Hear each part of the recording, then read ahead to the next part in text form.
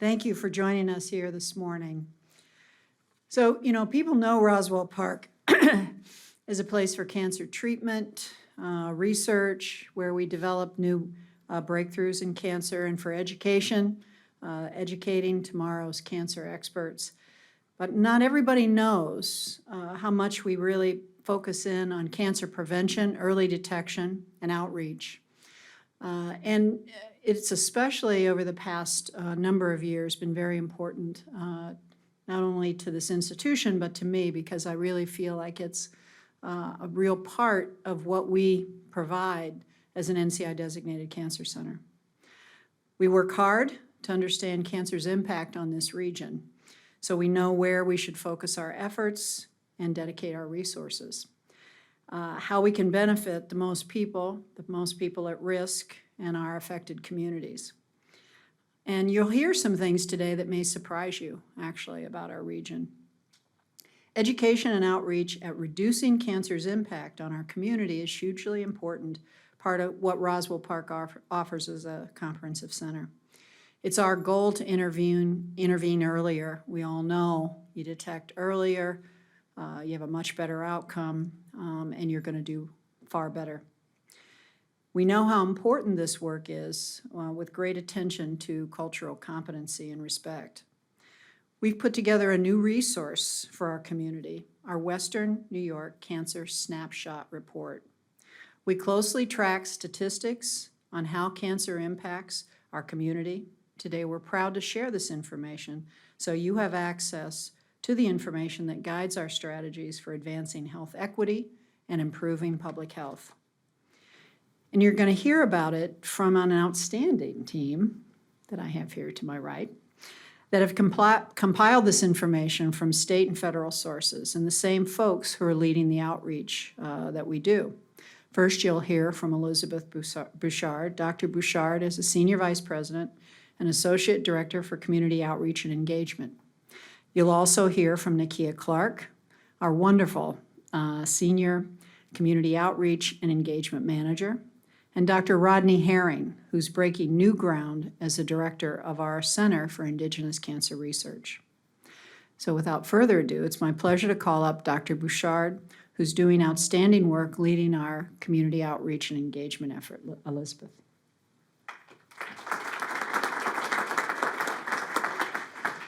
Thank you. So in line with President Biden's Cancer Moonshot and other national and statewide strategies to reduce cancer, here at Roswell Park, we closely monitor trends impacting our region so that we can understand what strategies we should be using to continue to reduce the cancer burden, primarily through focusing on increasing access to cancer screening, reducing cancer disparities, and improving the experiences of people living with cancer and their families. And we have a multicultural staff of over 30 team members who are engaged in this work daily, using culturally grounded strategies to really meet the needs and reach out to our diverse communities throughout Western New York. Many of those team members are here today and include our Esperanza y Vida team, our Witness Project team, and our Center for Indigenous Cancer Research. And you're going to hear more about those outreach strategies from some of my colleagues, but I wanted to first share with you what the data tell us. So Roswell Park closely watches information available from resources like the New York State Cancer Registry, which logs every case of cancer reported across the state. And the registry recently reported new data through 2019, and we're here today to share our analysis of those data with our first Western New York Cancer Snapshot. So let's get to that data. So this is our Western New York area that's Roswell Park's primary service area, and includes rural, urban, and Appalachian regions. And our service area also includes several sovereign Native American territories. And so it's this diversity in the communities that we serve that really shape different needs and priorities of the communities throughout Western New York. When we talk about cancer, there's many different kinds of cancer. And so we look at what are those top cancers people are being diagnosed with so that we can understand what's impacting our community the most. And here we see that the top cancers impacting Western New York are breast, prostate, lung, and colorectal cancer. And notably, our rates here in Western New York are higher than both the New York State and the US as a whole. We also look at trends in cancer mortality or the rates of cancer death within Western New York. And here we see that lung, breast, prostate, and colorectal cancer are the top causes of cancer death. And again, our rates in Western New York are higher than New York State or the US as a whole. Notably, we see that lung cancer is the largest by far. But we continue to see that cancer does not impact all our local communities and people equally. And I'd like to introduce Nakia Clark, our Senior Community Outreach and Engagement Manager, who's going to share how we use these data to shape our strategies and drive the initiatives led by Roswell Park aimed to increase access to cancer prevention and cancer screening.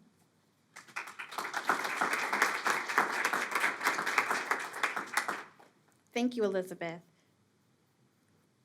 So looking at some of the data, and when we're looking at the incidence rates, we can see that from 2015 to 2019, across all races and ethnicities, incidence of the 10 most common cancers and deaths from 9 out of 10 of the most deadly cancers were higher in Western New York than in the state and nationwide. We also see that Black Western New Yorkers are more likely to die from lung, breast, prostate, and colorectal cancer, persistent disparities that remain despite the region's overall improvement in cancer. We see these disparities in our work, and that informs our work to strategically focus our outreach efforts in city zip codes and rural areas that are the highest risk for cancer incidence and mortality rates. We know we are successfully reaching these communities and navigating more people to cancer screening and proactive care, but the inequities remain in how cancer is affecting Black, Hispanic, Latinx, Indigenous, and underserved communities. So in certain areas in Western New York, in the city of Buffalo, in our rural areas, we have strengthened community partnerships with neighborhood block clubs, community newspapers, churches, local businesses, and residential housing units to work in collaboration. And that's the key really with our office. We work in collaboration with all of these other social organizations to help bring this message. We tailor our messaging about cancer risk reduction, focusing on lowering obesity rates and encouraging tobacco cessation, because those two risk factors still remain to be the primary causes of cancer. And so in this slide, we see that, and it's a big number, almost 50,000 people, almost 50,000 community members we've reached since 2018. And that's a collaboration effort across different departments here at Roswell Park, within our team at the COE. But we're just so proud of that number, reaching 50,000, and we have more to reach as well. We really thank our highly skilled and trained a group of navigators and community educators. They're doing the heavy lifting. It's a heavy lift to get people screened and get them into things like colorectal cancer screening. That's a heavy lift. So we have a wonderful team of navigators and educators that are doing the heavy lifting, that are taking this message out into the community.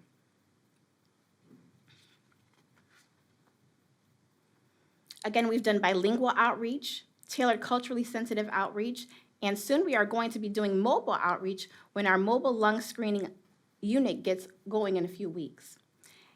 And I'm super excited. I'm always excited to talk about what's coming next. So sometime next year, our outreach will be happening from a home base right in the community now that our 907 Michigan project is moving forward. And so we can't wait to do the groundbreaking and invite you all to that.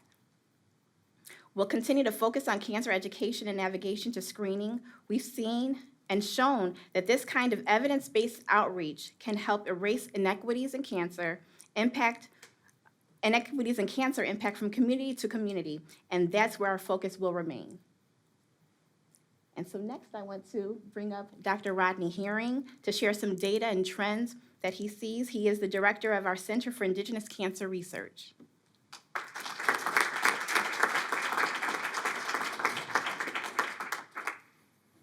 Good morning, everyone.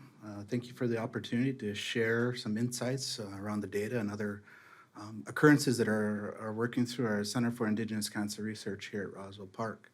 I'll start out with saying that Indigenous data, Native American data, First Nations data is really complicated in putting together, and rightfully so, because much of our data is protected through governance, tribal governance. And so to understand data is to really understand our communities with the tribes and our Indigenous nations at their lead. And so a lot of this data here looks at those mortality trends that we've discovered within Western New York. But beyond that, because our tribes are ancestrally related across New York into Ontario, into Quebec as well.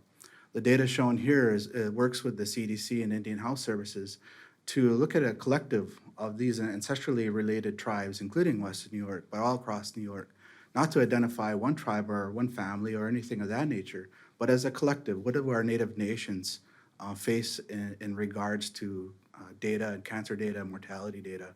And what we discovered was that cancer is the second leading cause of death among the Haudenosaunee, or the Iroquois nations. Cancer is the second leading cause of death for the Haudenosaunee.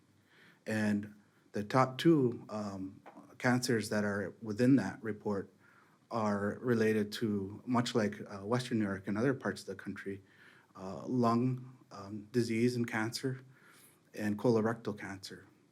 But what we also discovered that wasn't previously published was that liver disease and liver cancer were great concerns among our nations. And that isn't just Western New York, it's other Indigenous nations, not only here, but across the country and across the world. And with many of our communities, Indigenous and non-Indigenous, we face areas of co-occurring conditions of obesity and diabetes and other factors that may have contributions to why that liver disease is a concern. And so we've been really looking at that in data and working at the national level and the regional level to really understand our data, to understand the data and to really put it into action and bringing research back to service to our communities. And so we continue that. We're continually updating our perspective and view on the data. And we're finding more that also looking at breast cancer is a concern in our communities. That the incidence of breast cancer among the Haudenosaunee or Iroquois nations is different than other tribal nations in the East Coast, and different than others that are nationally among the tribes, over the 550 federally recognized tribes in the United States. And again, really important, because when you look at data, we have to look at it in a way that's relevant to the communities that we're in. Oftentimes, published data aggregates different tribal communities in regions. For example, the Northeast region includes every tribe east of the Mississippi River. Well, we know that we're vastly different due to environmental contexts, ways of living, culture, language, politics, all these different things are very different than other tribes. So it's really important for tribal nations to look at their internal data and how that influences how we can produce better service for the communities. We also did roundtables within the Haudenosaunee, but also with health leaders in rural areas adjacent to tribal areas. And because our tribes are ancestrally related before the United States and Canada, we also asked our relations in Ontario and Quebec, who are our relatives, about their concerns about the cancer care continuum. What are the gaps? What are the resiliencies? What are the Indigenous knowledges that carry forward a lot of our knowledge on how to address these things? And one thing that really emerged from that was the inclusion of building out patient navigation, cancer-specific patient navigation systems for our communities. And the importance of that kind of parallels what AACR has recently published in the need for screening, the need for early detection, and the need to address cancer-specific for your tribal areas and other areas. The more we can get people screened earlier, the more we can save lives, the more it saves in the long run and treatment and cost, and it saves not only tribal health systems, but the health system overall, early screening, early detection, early treatment. So we engage, probably, I would bet to say, one of the largest Indigenous patient navigation programs in the United States and perhaps in North America.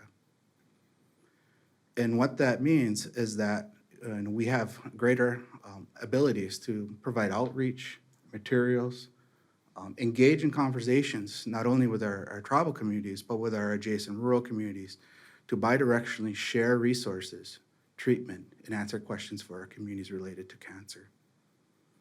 We've also done population health surveys in our communities at the direction and approval of our tribal councils to look at, their cancer concerns and from a community context. And what we found there too is that our health centers and some of our communities are doing wonderful jobs in providing cancer outreach and being there to provide answers for our community. But there's also questions about how do we change that in a behavioral intervention context? How do we include more information on genetic screening, like AACR recently published? What does that mean to our Indigenous and minority communities, and how do we incorporate that? So those were all really, what we are learning about our communities. We are honored to be one of the first Indigenous cancer research centers in the country, and we've been really trying hard to translate that research into service to our communities, like patient navigation and outreach. We've created webinars, we've created newsletters, we've created podcasts, we've created films, all these things in an effort to interact with our communities, provide education to our communities, and really change the pattern of cancer in our communities. Not only here in Western New York, but across the country and across the world. And to end, I'll share that with our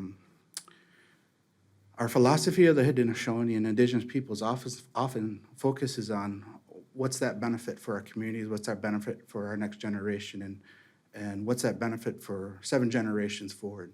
How does our research and the data that we collect now and the service that comes from that research and translates to service in our communities, how do we carry that forward for the health and well-being of 7 generations?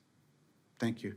And I'm going to turn the mic back over to Dr. Bouchard, who will share some more trends on Western New York. Thank you.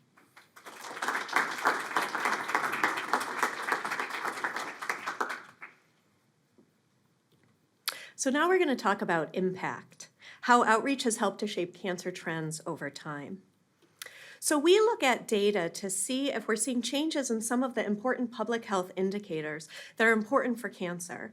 And when cancer is diagnosed early, there's more treatment options and outcomes are often better. And so one of the key indicators we look at is late-stage diagnosis.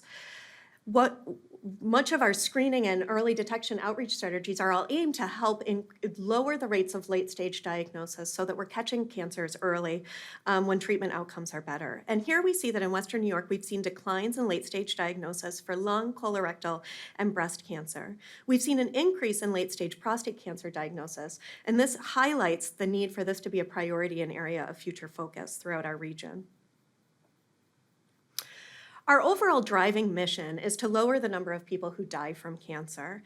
And one of the main takeaways from these data we're sharing today is that the overall cancer death rates in Western New York have decreased by almost 9% between 2014 and 2019, meaning that about 246 fewer people are dying from cancer each year. We're seeing that is driven by decreases in deaths from lung, breast, and colorectal cancer. We're seeing that prostate cancer has not decreased, and we're seeing some signals that there might be a slight uptick. And this is something that we're closely monitoring to see if this is a trend over time and focusing our attention on this as a priority. So the Cancer Moonshot has challenged the cancer community to reduce the cancer death rate by 50% over the next 25 years. And we're encouraged to see the cancer death rate declining in Western New York, but there's so much more to do, including focusing on persistent disparities, which represent a pressing priority for our center and our region. We're excited to work with partners across the area to increase access to cancer prevention and early detection strategies to continue to drive down the cancer burden in Western New York.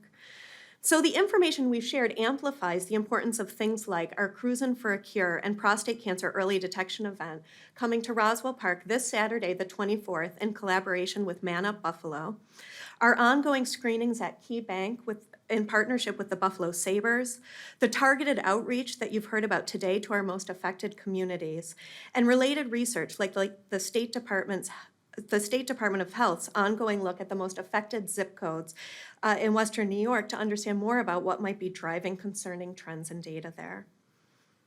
So the Western New York Cancer Snapshot we've shared today is downloadable from our online newsroom, roswellpark.org/newsroom. Thank you.